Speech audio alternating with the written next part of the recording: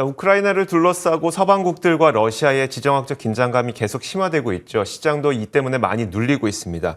지난 밤 사이에는 이제 서방국들이 러시아에 대한 다방면의 이 경제 제재 조치들을 좀 발효를 하고 시키고 있는데요.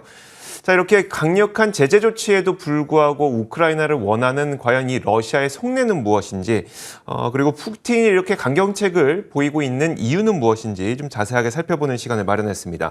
한림국제대학원 대학교 정치외교학과 윤익준 교수 전화 연결되어 있습니다. 안녕하세요. 네, 안녕하세요. 네, 안녕하세요. 일단 러시아에게 우크라이나라고 하는 나라가 도대체 어떤 의미이길래 이런 강경책을 좀 쓰고 있는 것인지 궁금하거든요. 푸틴이 강경책을 쓰는 이유와 함께 러시아에게 우크라이나는 어떤 의미인가요? 네, 며칠 전 대국민 담화에서 푸틴 대통령은 우크라이나는 그저 이웃 국가가 아니다. 우크라이나는 러시아 역사, 문화, 영적 공간에 빼앗길 수 없는 부분이라고 강조했죠. 소련방은 러시아 공화국, 우크라이나 공화국 등 15개 공화국으로 형성되어 있었으나 연방 해체 이후 15개 공화국들은 각기 독립된 주권 국가로서 발전하기 시작하였습니다. 그러나 러시아는 이들 국가와의 상호 연관성 등을 강조하면서 외국이지만 결코 외국이 아닌 근외 국가의 개념을 만들며 이들 국가의 국가 간 연대와 통합을 강조하고 있습니다. 러시아는 근외 국가를 자국의 고유 영역권으로 인식하면서 자신의 배타적 세력권으로서 반드시 자국의 입장을 편입시켜야 할 대상으로 인식하고 있는 것입니다. 2000년 푸틴 러시아 대통령 등장 이후 러시아는 근해 국가와의 관계 회복 및 발전을 최우선 외교 정책으로 설정하고 강대국으로의 복귀를 위한 강한 러시아로의 국가 발전을 도모하고 있습니다. 푸틴의 러시아 외교에서 가장 중요한 우선순위 대상은 미국 등 서방이 아니라 우크라이나 등 근해 국가입니다. 그 근해 국가 중에서도 우크라이나가 가장 중요하죠. 91년 소련방 해체 이후 러시아 정부에서 가장 심각한 문제로 대두된 것 중에 하나가 우크라이나 등 구소련방 공화국에 거주하고 있는 러시아인들의 권익을 어떻게 보호하느냐에 관한 것이었습니다. 90년대 엘친 정부는 테란 등으로 극심한 혼란기에 근해 국가에 거주하고 있는 러시아인들을 제대로 보호하지 못했죠. 그러나 2000년 등장한 푸틴 정부는 근해 국가에 거주하는 자국민 보호를 국가정책의 최우선 과제 중의 하나로 설정하고 신속히 실행하였습니다. 이것은 푸틴 러시아 대통령이 국민적 지지를 받는 중요한 요인으로도 작용했죠. 현재 분쟁이 일어나고 있는 우크라이나 인구의 약 17% 정도가 러시아인들이고 이들은 주로 동부 지역, 돈바스 지역에 거주하고 있습니다. 2014년 크림반도 병합 이후 돈바스 전쟁에서 친러 반군의 성향을 나타내며 분리 독립 또는 러시아와의 병합을 희망하고 있습니다. 며칠 전 푸틴 러시아 정부가 이들의 독립을 인정하고 자국계 러시아인들을 보호하기 위해서 이들 지역에 군대를 군투입한 것입니다. 푸틴 대통령은 2014년 크림반도 병합 때와 매우 유사하게 우크라이나의 돈바스 지역에 거주하고 있는 러시아인들을 보호하는 강력한 정책을 펼치고 있는 거죠. 우크라이나를 잃으면 머리를 잃는 것이다라고 하는 러시아 지도자 레닌의 표현이 있을 정도로 우크라이나는 향후 푸틴 정권과 러시아 연방의 명운에 매우 중요한 국가로 계속 지속될 것으로 봅니다. 네. 국경은 나눠져 있지만 하나의 국가로 인식을 하고 있다는 얘기네요. 좋습니다. 근데 일각에서는 어떤 얘기가 나오냐면 이 우크라이나 사태 이면에는 미국의 어떤 의도, 숨은 의도가 있다고 하는데 그게 어떤 의도일까요? 네.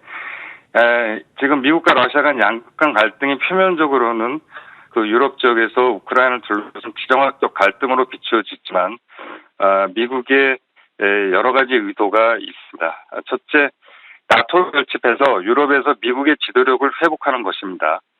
궁극적으로 유럽의 동맹국들을 효과적으로 결집시켜 새로운 형태의 집단안보 체제를 동아시아에서 발현시켜 대중국 압박을 강화하고자 하는 의도인데요. 바이든 행정부의 최우선 외교 과제인 강력한 대중국 압박을 효과적으로 수행하기 위해서는 트럼프 정부 시절 소원해졌던 유럽 동맹국들과의 협력과 단합이 그 어느 때보다도 중요해졌습니다. 즉 효과적인 대중국 압박을 위해서도 미국의 우방인 유럽 동맹들과의 결집이 필요하고 그러한 결집을 이끌어내기 위한 무언가가 필요한데 우크라이나 이슈는 바이든 행정부의 이러한 목적에 매우 부합된다고 봅니다. 두 번째, 유럽 연합 통제권 강화입니다. 8년 시대 새로운 유럽 안보 질서를 놓고 미국과 유럽과 간 주도권 경쟁은 공공연한 사실입니다. 기본적으로 프랑스와 독일 등 EU 중심 국가들은 미국과는 달리 우크라이나의 즉각적인 나토 가입을 결코 원치 않고 있습니다. EU의 우크라이나 추구 정책은 현상 유지이며 신유럽을 유도하는 선에서 러시아와의 완충지대로 남겨두기를 원합니다. 그러나 미국의 자극에 대한 러시아의 군사적 대응 전략은 미국의 군산 복합체와 에너지 기업 등의 이익을 강화하며 유럽에서의 패권을 강화할 수 있습니다. 세 번째로는 러시아 위험론입니다. 바이든 행정부는 미국 중심의 유럽 안보 체제 구축을 위해서는 궁극적으로 우크라이나를 러시아로부터 분리시켜야 한다고 생각하고 있습니다. 푸틴 정권의 의도대로 우크라이나가 러시아의 종속되거나 우호적일 경우 유럽 및 유라시아 지역에서 미국의 지적적 운신의 폭은 제약되기 때문입니다. 미국은 우크라이나가 강독으로의 복귀를 꿈꾸는 러시아에게 아킬레스건이라고 간주하며 전통적인 반러시아 정서를 이용해서 이에 대한 공세를 단행하고 있는 것 같습니다. 그 외에 러시아의 미국 대선 개입에 대한 보복, 그리고 에너지 군산 복합제의 이익 등 깊이 연관되어 있습니다. 그러나 지난 겨울 이후 나타나고 있는 우크라이나를 둘러싼 위기는 미국 바이든 행정부의 의도와는 사뭇 다른 방향으로 흘러가고 있는 듯합니다. 미국이 의도와는 달리 오히려 러시아가 예상보다 공세적으로 나오고 있어 바이든 행정부가 당황하는 빛이 역력합니다. 네. 자, 마지막으로 이것 한 가지만 더 여쭤볼게요. 현지 시간으로 21일에 프랑스 마크롱 대통령의 주재로 미국과 러시아가 정상회담을 하겠다라고 했잖아요. 근데 이렇게 상황이 심각해졌는데 여전히 정상회담은 좀 유효한 상태인가요? 이 외교적 해법에 대해서 좀 설명해 주시면 어떨까요? 네. 지난 12월 이후 미국, 나토, 유럽연합, 프랑스, 독일 등이 각각 러시아와의 양자간 회의를 통해서 본사태를 해결하기 위한 외교적 협상을 벌이고 있습니다. 러시아와의 협상 주체가 많다는 것인데요. 이것은 그만큼 본사태에 대한 다양한 입장을 만들기 어렵다는 것이고 이러한 상황은 본사태가 장기화될 가능성이 크다라는 것을 의미합니다. 특히 주목해야 할 사안은 미국과 유럽연합의 본사태에 대한 입장이 일치하지 않는다는 것입니다. 미국은 우크라이나의 즉각적인 나토 가입을 원하며 나토의 결집을 통한 유럽에서의 미국 권을 유지하고자 하는 반면 독일과 프랑스 등 유럽연합은 우크라이나의 즉각적인 나토 가입을 원치 않으며 유럽 안보 체제 구축에서 독자성과 자율성 확보를 모색하고 있습니다. 우크라이나 이슈에 대한 미국과 유럽의 불일치성이 러시아 돈바스 진입에 결정적인 역할을 한 것으로 봅니다. 미로 정상회담이 열린다고 본사태에 대한 기본적인 문제가 해결될 가능성은 매우 낮다고 봅니다. 양국이 상대 핵심 요구 사항인 우크라이나의 나토 가입 금지 확약 그리고 우크라이나의 영토적 완전성 인정 등을 서로 수용하는 드라마틱한 타결 또는 해결은 현실적으로 어려울 것으로 예상되며 향후 외교적 타협을 할 가능성은 있다고 봅니다. 24일 외무장관 회담 이후 정상회담을 추진하고 있는데 양국의 정상회담 개최는 불투명하며 앞으로도 양국은 그러나 외교적 해법을 계속 찾는 방법으로 나간다고 얘기할 것으로 봅니다.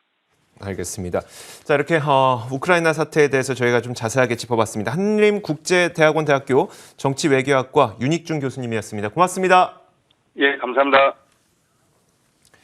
자, 저희 굿모닝 글로벌도 여기서 마치겠습니다. 이어지는 출발 성공 투자 많은 시청 부탁드리겠고요. 잠시 후 7시 30분에 굿모닝 글로벌의 이 공식 유튜브 채널 월가워즈의 라이브 방송도 준비가 되어 있습니다. 유튜버 검색창에 월가워즈 검색하시면 쉽게 찾아 들어오실 수 있으니까요. 7시 30분에 유튜브 라이브 방송도 함께해 주시길 바라겠습니다.